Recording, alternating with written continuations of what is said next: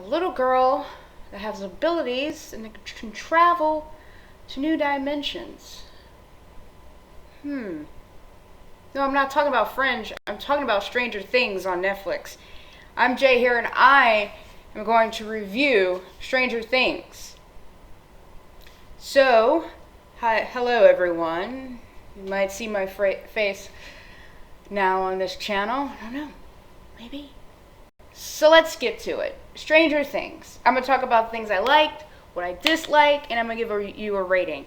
Now, I might warn you right now that this might have some spoilery stuff, but I'm not going to give away too much. So if you want to watch Stranger Things and you don't want to know anything, I suggest you watch it and then watch this video. You have been warned. Okay, so let's talk about the things I liked. The acting. I think it was great. I mean, the kids did a remarkable job. The actress who played 11, the little girl, even though she didn't say much and didn't have much dialogue, she conveyed so much emotions with just her facial expression. And I just wanted to hug her and be like, oh, it's okay. I'll take care of you. I'll keep you away from the CIA and the government. Yes. And yes, it was cool to see in a new setting in the 1980s. Another thing that I liked. I mean, I'm a 90s kid. So I was born in the 80s. So I don't really know or remember much of the 80s, if any. But I like it was in a new setting. So, of course, there are times where I'm like, call each other. Pick them on the cell phone. No, they can't do that. So there's a lot of things that was very limited because of that. It kind of reminded me of the Americans. You're like, wow, look at that technology and all that big stuff they had to use and carry. Especially when you see the scene with the walkie-talkies, you're like, it was, what? Yeah. And I like the mystery of it. It made you want to know more. I mean, yes, I guessed what was going to happen or what is going on in like the first or second episode. I was like, this, and that. I was right.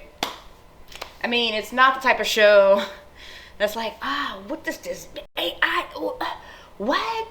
But it does draw you in, and it's only 8 episodes, so it doesn't drag too much. I mean, there are times I'm like, get to the point already. We already know, come on.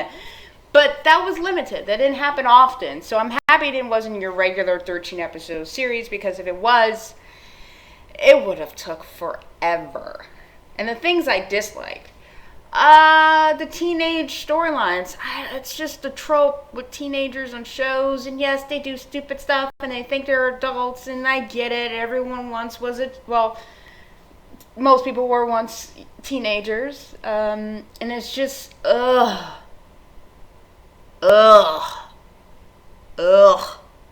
Come on, graduate from high school already, please. Like, stop. Whatever. And another thing I didn't like was, okay, it's set in Indiana, in a small town, and you mean to tell me with the weird building right there in the back of the woods, no one knew about it? Like, no one thought anything? Like, I don't know. Really? A small town? Really? I mean, if a Frisbee goes missing, it's the big talk of the town. And it's not like I grew up in a small town. I grew up in a small city, but I didn't grow up in a small town. But from what I've heard about small towns, it's very hard to believe that all this stuff was happening and only a few people knew about it. That just doesn't work. I mean, once the building was built, before it even got the cement on the ground, I bet you it was the talk of the town. So the fact that no one knew it exists and it has all these portal stuff and experiments and no one knew in a small town amazes me. That was probably the most unrealistic thing in the show, other than the monster and the girl with superpowers. That was like, that's unbelievable. All this stuff, it could happen. But that, no, that is not even possible. On that, I will say I give the show a 3.5 out of 5. I mean, yes, it's good times, it's mysteries. But the reason why I only gave it a 3.5, because there was this show that used to come on that I loved, and I went to Comic-Con because their last panel, and I just can't remember the name of the show. I mean, it had, you know, parallel universes and slash dimensions, and I mean, a little girl was experimented by a mad scientist who had abilities that can cross universes to save a boy. I don't know what it is. If you can think of that show, please let me know. It's just, it rhymes with minge, I think. I don't know. But, yeah. If you were a fan of that show, you will be a fan of this show. Not saying it copied the Fringe, because then you go back to like, well, then it copied X-Files, and then it copied this. I'm not saying that. I'm just saying I saw the show and I thought, either these people wrote Fringe or was like, I'm a huge fan. And, yeah, I want to do a storyline that Fringe sort of did completely, and I just want to focus on that part of the storyline. Just putting that out there. Don't sue me. I'm just putting it out there.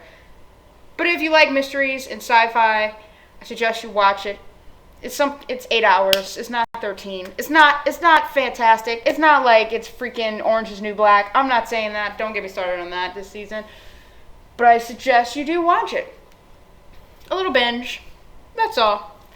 That's all I'm going to say. I'm going to make another video based on Stranger Things about the do's and don'ts and of if you were in a sci-fi situation. So watch out for that. And you can always subscribe for more.